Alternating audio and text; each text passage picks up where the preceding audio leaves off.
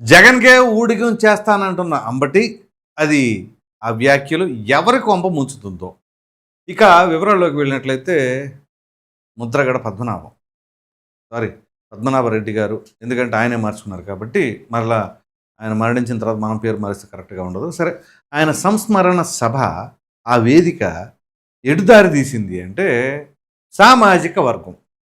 Course Mudragada పద్మనాభంగా ఆయన కాపు ఉద్యమ నేతగా పేరుగాంచి రిజర్వేషన్ల కోసం పోరాటం చేసి నిరాహార దీక్షలు కొన్ని సందర్భాల్లో అనేక రకాలైన కార్యక్రమాలు చేపట్టారు. చివరికి ఆయన సంస్మరణ సభ పార్టీలకు అతీతంగా కాపు సామాజిక వర్గానికి సంబంధించిన నాయకులందరూ కూడా అటెండ్ అయ్యారు.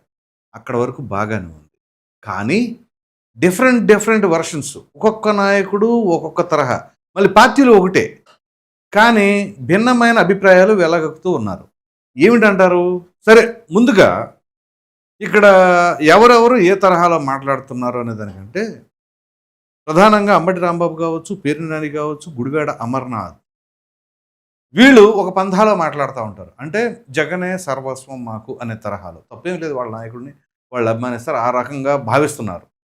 సో కొన్ని సందర్భాల్లో మనం కనుక గుర్తు చేసుకున్నట్లయితే పేర్ని నాని దివంగత నేత రాజశేఖర్ రెడ్డి ఉన్నప్పుడే సాష్టాంగ నమస్కారం చేసినప్పుడు డైరెక్ట్గానే చెప్పాడనమాట, నాకు రాజశేఖర్ రెడ్డి గారే సర్వస్వం అని.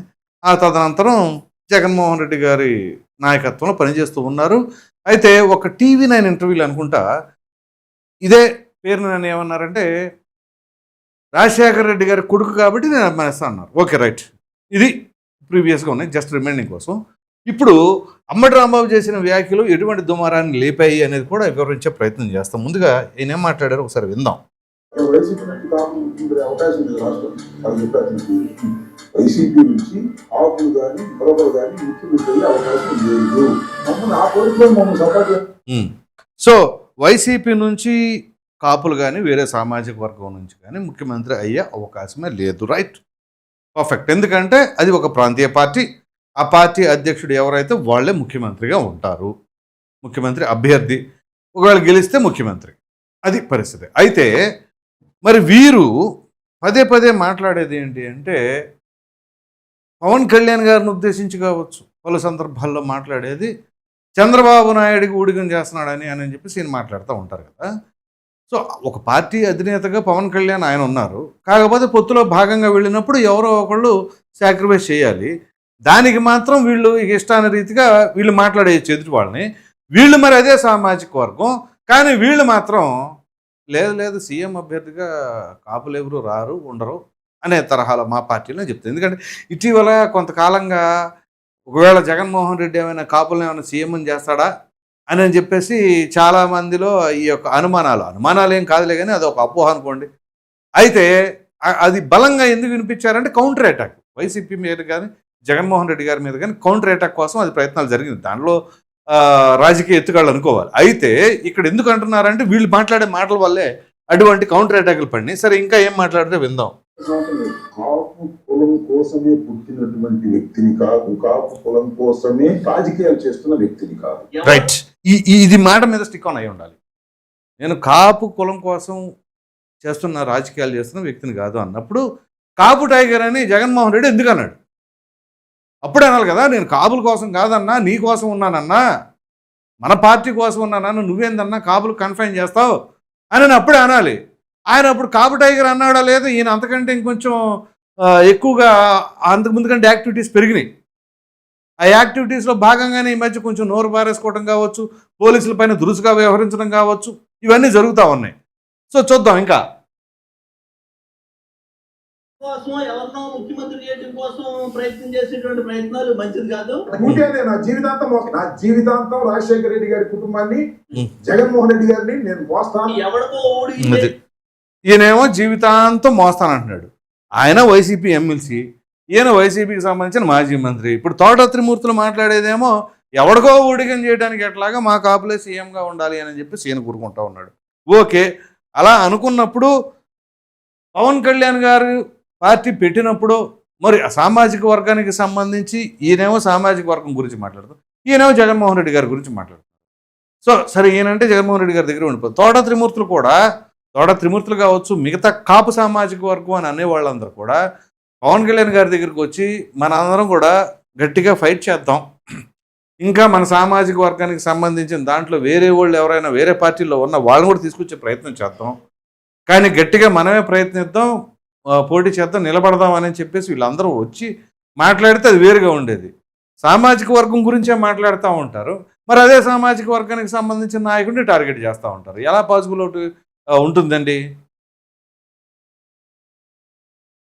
ఎవరితో ఎవరిని అదలు ఎక్కించడానికి చేసేటువంటి ప్రయత్నాలని ఖచ్చితంగా పాపుల ఆత్మాత్మకంగా అన్నాడు. సామాజిక అయితే ఇక్కడ మనం గమనించవలసిన అంశం, తోటా త్రిమూర్తులు రాజకీయంగా క్రొత్తగా ఏం రాలా, కొన్ని దశాబ్దాల నుంచి ఉన్నాడు ఆయన. మరి అటువంటప్పుడు ఎప్పుడు రానటువంటి ఈ డిమాండ్ ఇప్పుడు మాత్రం ఎందుకు తెరపై తీసుకొచ్చారు? గతంలో ఈయన టీడీపీలో ఉన్నారు, వైసీపీలో ఉన్నారు, మరి అటువంటి పార్టీలో ఉన్నప్పుడు అనేక పదవులు అనుభవించారు. మరి అప్పుడెప్పుడు కూడా ఈ డిమాండ్ రాలేదే, ఎందుకు రాలా? మరి దానికి వాళ్ళే సమాధానం చెప్పాలి. సో ఇక్కడ war of words between Ambati and తోట త్రిమూర్తులు అన్నట్లుంది. మీద నాకున్న అభిప్రాయం, తక్కువ వాళ్ళు, ఆవేశపరులు, మాంసాన్ని ఎక్కువ తింటారు, మందు బాగా తాగుతారు. అది అదే తెలుసు కదా, ఎంత దుమారం రేపిందో. తెలివి తక్కువ వారు, ఆవేశపరులు, మాంసం ఎక్కువ తింటారు, మందు ఎక్కువ తాగుతారు అని చెప్పేసి అదే సామాజిక వర్గాన్ని ఉద్దేశించి ఆయన మాట్లాడిన మాట. ముఖ్యమంత్రి అయితే సంతోషిస్తాం. నేను చెప్పాను, నేను ప్రతి కుక్కకి ఒక రోజు వస్తుంది, అంబటి రాంబాబు అనే కుక్కకి కూడా ఒక రోజు వస్తుంది, గుర్తుపెట్టు. ఒక రోజు రావటం అంటే ఏంటి దాని ఉద్దేశం? ఆల్రెడీ వచ్చిందిగా, ఒక రోజు మంత్రిగా చేశారుగా, అప్పుడు ఏం చేసామనేది నిరూపించుకోవాలి కదా. సో మనము ఒక రోజు వస్తుందంటే వచ్చేసింది, వెళ్ళిపోయింది కూడా ఆ రోజు. మరలా ఇంకో రోజు కోసం ఏమన్నా ఎదురు చూస్తూ ఉండాలంటే అప్పుడు మీరేం చేయాలి? ఇక మీ స్టాండ్ మీదే.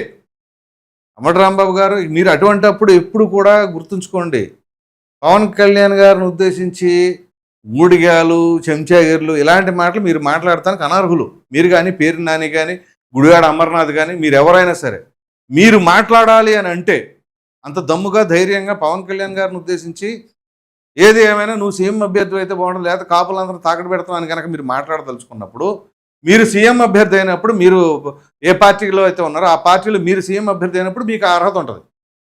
మీరేమో అక్కడ ఊడిగం చేస్తానంటారు, ఇక్కడ చూస్తేనే పొత్తులో ఉన్నప్పుడు పొత్తుగా వాళ్ళకున్న అండర్స్టాండింగ్ ప్రకారం వెళ్తాం అనుకున్నప్పుడు అది మాత్రం కుదరదంటారు. ఎలా సాధ్యం? ఇక్కడ ఒకటి మాత్రం గుర్తుంచుకోవాలండి, వీళ్ళెంత చించుకున్నా ఇప్పుడు కాపు నాయకులైనంత మాత్రాన కాపులందరూ వచ్చేస్తారనుకుంటే పొరపాటు. పవన్ కళ్యాణ్ గారు చాలా క్లియర్గా చెప్పారు, నేను ఒక సామాజిక వర్గం కోసం పార్టీ పెట్టలా, ఒక సామాజిక వర్గాన్ని నమ్ముకొనే నడవట్లా, కాబట్టి నాకు అన్ని సామాజిక వర్గాలు ఒకటే. సో ఈ విషయాల్లో ఎవరికైనా సరే కాంట్రడిక్షన్ ఉంటే, అంటే దీంతో విభేదిస్తే హ్యాపీగా మీరు వెళ్ళిపోయి మీకు నచ్చిన పార్టీలో ఉండండి, కానీ నా దగ్గర అవసరంలా అనేది ఆయన చెప్తున్నారు. అయితే ఇక్కడ ఆ సామాజిక వర్గం గురించి ఇప్పుడు ప్రస్తావిస్తున్నాం కాబట్టి, ఈ అంబటి రాంబాబు, ఈ తోట త్రిమూర్తులో, లేకపోతే పేర్ని నానియో, లేకపోతే గుడివాడ అమర్నాథో, సో అండ్ సో ఇంకా ఎక్స్వైసీ బొత్స సత్యనారాయణ గారు కావచ్చు, వీళ్ళందరూ ఎవరి విధానాల్లో వాళ్ళు ఉన్నా వాళ్ళ వెనకాల సామాజిక వర్గం నడుస్తుందా? పవన్ కళ్యాణ్ ఒక్కడే ఒక పక్క నుండి నడుస్తుందా? అది మెజారిటీ శాతం. ఏదో 10 మందో 20 మందో, అంటే ఉదాహరణకి 100 మంది ఉన్నారనుకోండి, రాసి పెట్టుకోండి, 80 నుంచి 85% మంది పవన్ కళ్యాణ్ వైపే ఉంటారు. ఏది అది పవన్ కళ్యాణ్ మీద అభిమానం కావచ్చు, అది కులం పరంగా లెక్కేసుకున్నా ఆ పవన్ కళ్యాణ్ అనగానే కులంతోనే వెళ్ళవసరలా, ఒక మంచి స్వభావం ఉండి సమాజం కోసం పాటుపడదాం అనే బాధ్యత, సమాజం పట్ల బాధ్యత ఉన్న ఎవరైనా సరే ఆ సామాజిక వర్గం వాళ్ళు అయి ఉండొచ్చు. వాళ్ళ ముందు ఆయన విధానాలు నచ్చి వెళ్తున్న వాళ్ళు ఆ సామాజిక వర్గం అని కాదు, ఆ సామాజిక వర్గం అనేది అక్కడ ఎడిషనల్గా యాడ్ కాబడుతుంది. అంత మాత్రాన ఆ సామాజిక వర్గం వాళ్ళంటే మరి మిగతా సామాజిక వర్గాల్లో, అది ఇతర సామాజిక వర్గాల్లో పవన్ కళ్యాణ్ అభిమానించే వాళ్ళు చాలామంది ఉన్నారు. మరి వాళ్ళేంటి, వాళ్ళకి ఏమి నచ్చి వస్తున్నారు? ఇప్పుడు ఇక్కడంటే కులం చూపిస్తున్నారు, మరి అక్కడ ఏం చూపిస్తారు మీరు? ఇప్పుడు దళితులు ఉన్నారు, ముస్లిమ్స్ ఉన్నారు, బీసీలు ఉన్నారు, క్రిస్టియన్స్ ఉన్నారు, బ్రాహ్మిన్స్ ఉన్నారు, రెడ్డిస్ ఉన్నారు, చౌదరీస్ ఉన్నారు, ఇలా అన్ని సామాజిక వర్గాల వాళ్ళు ఉన్నారు. మరి వాళ్ళు ఏం చూసి వస్తున్నట్లు అనుకోవాలి మరి. సో కాబట్టి ఇక్కడ సామాజిక వర్గం అనగా మెజారిటీ పర్సెంట్, ఇప్పుడు వైసీపీ అనగా రెడ్డి సామాజిక వర్గం వాళ్ళందరూ కూడా ఎందుకు గంపగుర్తుకు వెళ్తారు జగన్మోహన్ రెడ్డి గారి వైపు? వాళ్ళకు ఒక బ్రాండ్ అంబాసిడర్గా రాజశేఖర రెడ్డి ఉండేవాళ్ళు, ఇక ఆ తర్వాత ఇంక వేరే వాళ్ళు లేరు కాబట్టి రిప్రజెంటేషన్ కోసం ఆయన్నే చూసుకుంటూ ఉంటారు. మీరు చూడండి కామెంటుల్లో ఏదైనా సరే వైసీపీకి ఫేవర్గా కానీ లేకపోతే కూటమికి నెగిటివ్గా కానీ పెడితే అది కంపల్సరీగా ఆ కమ్యూనిటీలోనే ఉంటారు మెజారిటీ పర్సెంట్. అలాగని టీడీపీలో రెడ్డిస్ లేరా అంటే ఉన్నారు, వైసీపీలో కమ్మవాళ్ళు లేరా అంటే ఉన్నారు, కానీ తక్కువ పర్సంటేజ్లో ఉంటారు. అలాగే జనసేనలో లేరా అంటే ఉన్నారు, వాళ్ళు కూడా తక్కువ పర్సంటేజ్లో ఉంటారు.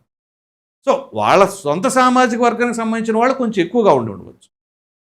అది మన రాజకీయాల్లో మనకున్న దౌర్భాగ్యం అనుకోండి, సామాజిక వర్గాల గురించి ప్రస్తావించుకోవడం.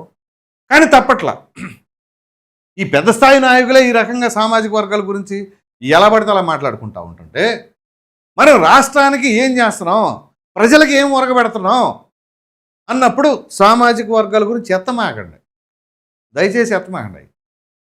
శుభ్రంగా ఎవరు ఏం మంచి చేశారు, ఎవరికి ఏం చేశారు, కాపులకి ఏం చేశాడంట పవన్ కళ్యాణ్ అని చెప్పేసి మాట్లాడుతూ ఉంటారు. మరి అడగండి వైసీపీ వాళ్ళు ఎవరెవరు అయితే ఇట్లాంటి మాటలు మాట్లాడుతున్నారో, జగన్మోహన్ రెడ్డి కూడా రెడ్డి సామాజిక వర్గం వాళ్ళకి ఏం చేశాడు?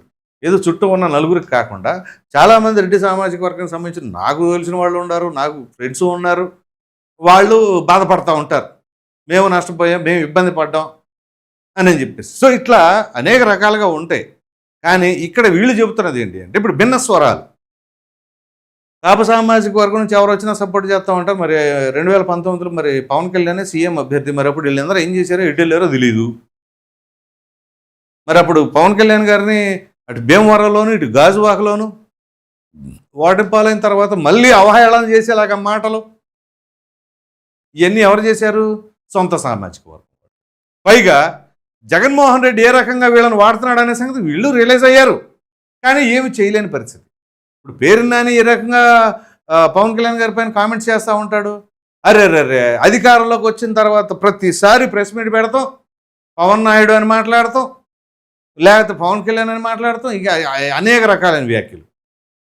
అమ్మటి రాంబాబు అప్పుడు కొంచెం తక్కువ మాట్లాడాడు. గుడివాడ అమర్నాథ్ అయితే అసలు అబ్బో ఇక మామూలుగా కాదు. ఇక పవన్ కళ్యాణే వచ్చేసి ఈయనతో సెల్ఫీ దిగాడంట. మరి ఈయన ఎలివేషన్ లేదో అర్థం కాల.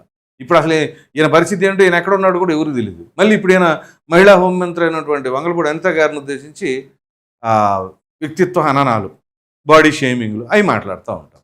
ఇవాళ ఏంటి పరిస్థితి? స్టేట్లో హైయెస్ట్ డిఫరెన్స్తో ఓడిపోయిన వ్యక్తే గుడివాడ అమర్నాథ్ నెంబర్ 1. మరి అటువంటి ఆయన ఇంకా బ్రహ్మాండం గురించి మాట్లాడుతున్నాడంటే ప్రజలు ఏమైనా అర్థం చేసుకుంటారో చూడండి. కాబట్టి దయచేసి సామాజిక వర్గాలను పక్కన పెట్టి మనం అధికారంలో ఉన్నప్పుడు ఏం చేసాం, ఎవరికైనా సరే ప్రజలకు ఏం చేసాం, రేపు అధికారం ఒకవేళ రావాలి అనుకుంటే నేను పోటీ చేస్తున్నా కాబట్టి నాకు రేపు అధికారం ఇస్తే నేను ఇది చేస్తానని చెప్పను. కానీ ఈ సామాజిక వర్గాలను తీసుకొచ్చేసి సమాజాన్ని అస్థిరపరచమాకండి, ఆ విభేదాలు తీసుకురామాకండి. చక్కగా అందరూ అలా బలేలాగా అందరూ కలిసిపోయి ఉండాలి అని కోరుకోవాలి. అట్లాంటి సమాజాన్ని నిర్మిస్తామని చెప్పేసి మీరు చెప్పాలి. అటువంటి వాళ్ళకి మనమే ఇప్పుడు చెప్పాల్సిన పరిస్థితి వస్తుంది అంటే ఇంతకంటే దౌర్భాగ్యం ఇంకేం ఉండదు. సో ఈ వీడియో పైన మీ అభిప్రాయం ఏంటి అనేది కామెంట్లో